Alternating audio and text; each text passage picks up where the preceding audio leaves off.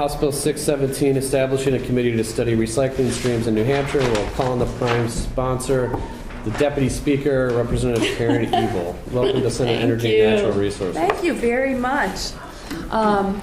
For the record, my name is Representative Karen Ebel. I represent the towns of New London and Newbury. That's Merrimack District 5. So I'm bringing before you today HB617. It's a simple-looking bill, but I think it brings us to a very important and somewhat complex conversation. It's bipartisan, and it was passed on the consent calendar with the unanimous recommendation of the House Environment and Agriculture Committee. It would create a study committee to analyze recycling streams.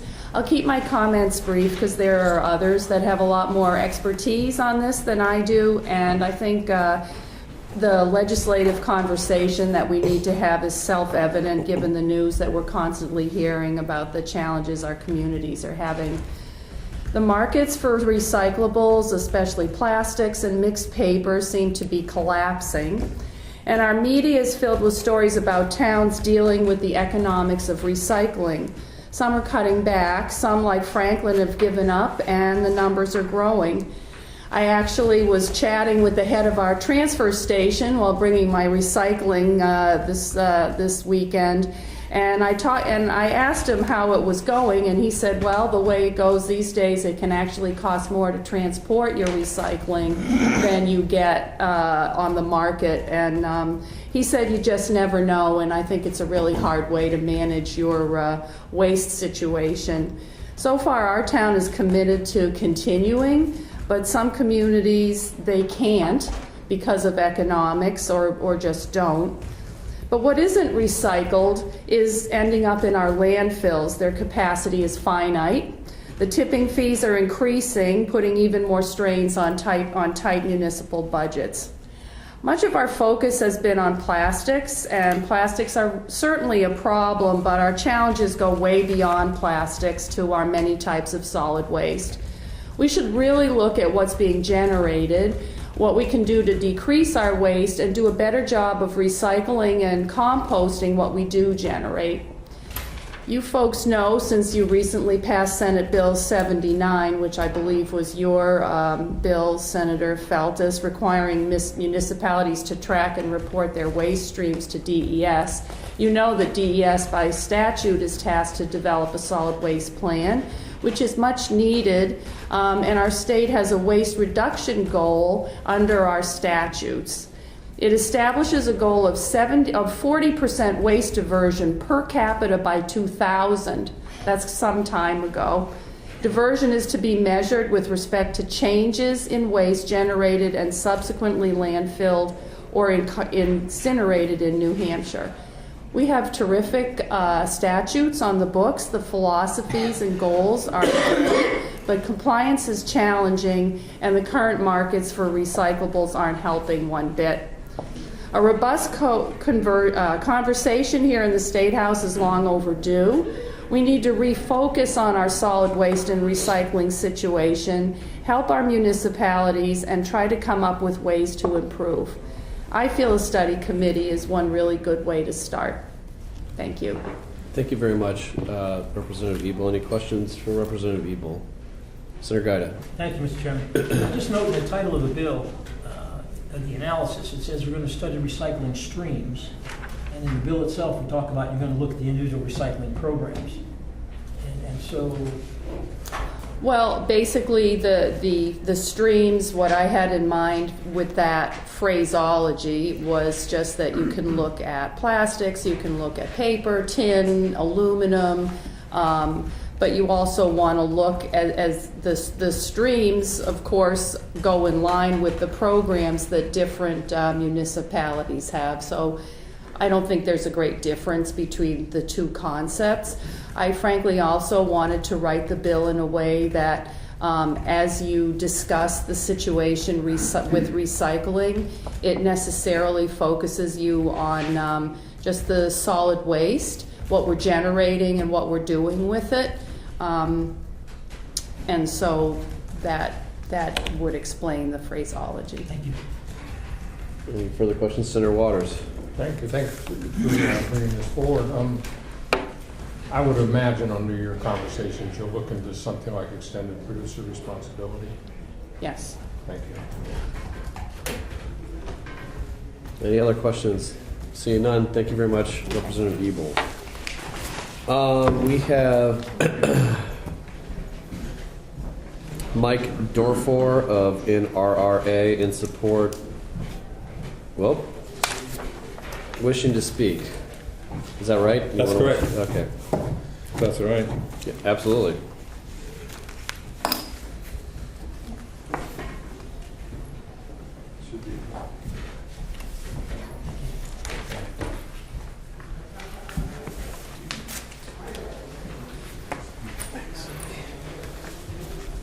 Thank you. Yep.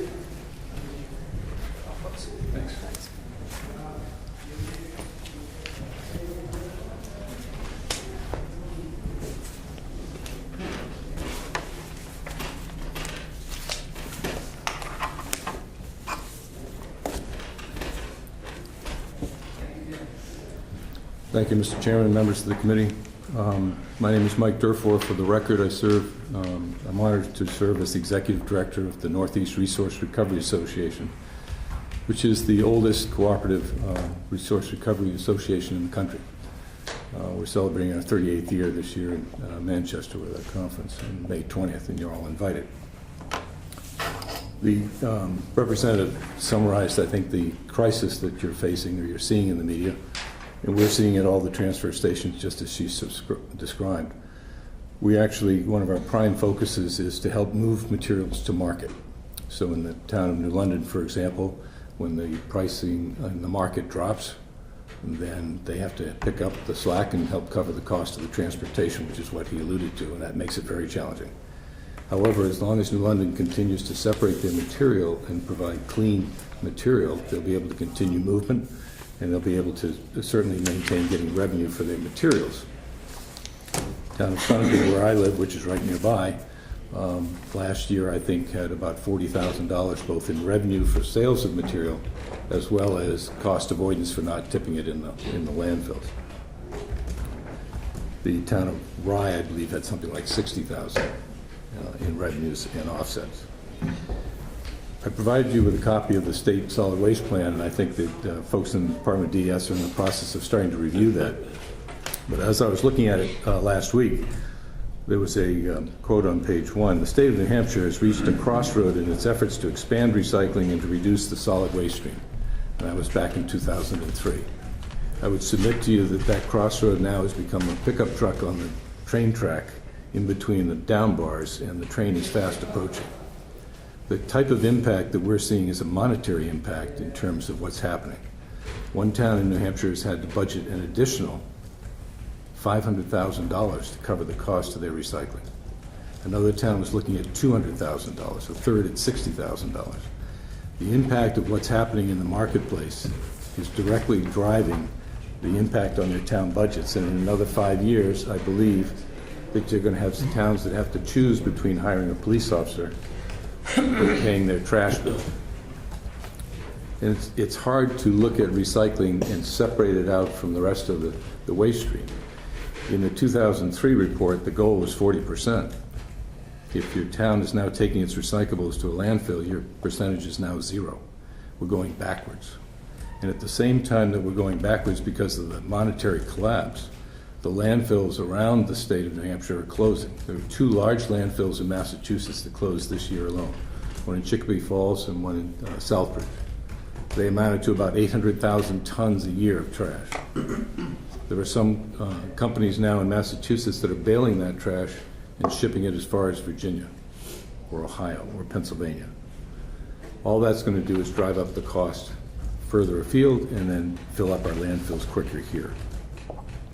The City of Boston just received the bids back from their rollover, and I don't have the exact numbers because they haven't been able to get them officially yet, but my understanding is that their trash number went up by at least $30 a ton. And their recycling number, they were either at 0 or they were getting paid $5, but that was a previous long-term contract. This is when you had a 0 floor contract. It's now, they had one bid, and that one bid was between 100 and 150 as a range per ton charge for their recyclables. And if you imagine the city of Boston, you imagine the volume that that equates to, you can imagine the impact on the budget. It's just not sustainable. Most of you have seen in the news the China sword impact that's taken place, and I liken that to what happened with the financial collapse back in 2008. What's happened in the marketplace from 2011 forward till about 2017, when China finally said, we're not doing that anymore, is that the marketplace was built just like the subprime derivatives. And if you build something on quicksand, sooner or later it's going to fall apart, and that's what's happened to recycling. Recycling is doing just fine if you have clean material and you ship it to market. Cardboard is between 60 and 120 a ton.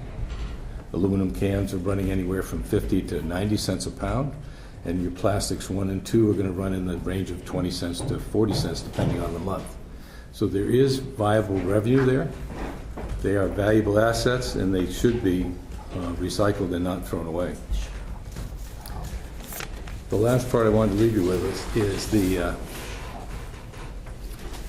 to get you to understand the MSW impact, because that's the long-term one. And in part of the article, you'll see that before the China crisis, the China sword crisis, on average, we would throw away about $6.5 billion into the landfill every year in the United States. I would submit that those are resources that we can't afford to throw away. And now it's become even more so. We're seeing bales of mixed paper being thrown in landfills. The state of Washington and Oregon had to lift their bans on recycling being thrown in landfills because there were no markets. Bottom line, there is a crisis. As defined, it presents a danger and an opportunity. The danger is we sit here 10 or 15 years from now and the truck is still on the train track, but it's been run over. We haven't done anything. This is an opportunity for the state of Hampshire to do what it needs to do, and it's going to impact all the towns dramatically. Thank you. Thank you very much, Mike. Any questions for Mike? Senator Gaida. Thank you, Mr. Thank you for your testimony. Do you have any concept of how the state might involve itself in local recycling and trash? It's a lot like the school board and home rule. Every town likes to do it a little differently. Unfortunately, the differences have been being reduced by the marketplace. It's no longer okay to ship a percentage of contaminant with cardboard. So it doesn't matter whether you told your residents, well, 5% of cereal boxes, that's fine. No, it's not fine. The marketplace is saying, if you don't send me pure cardboard, I'm going to reject the load. You're going to pay not only to get it to me, but to get it back and then to throw it away. So I think those changes are going to be reflected if the study goes forward, which I'm praying that it does, that will come out in terms of what's the best method to work on here. How do we deal with the logistical challenges that the state has, certainly in the North Country? We have little volume, but you've got to move it to market. So those have solutions if you study the whole problem and not just look at part of it. Thank you. Thank you, Senator Gaida. Any other questions for Mike? Thank you very much for being here and for your testimony.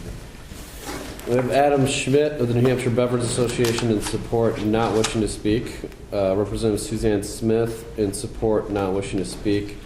Simon Thompson representing New Hampshire Convenience Store and Energy Association. I believe I got that right.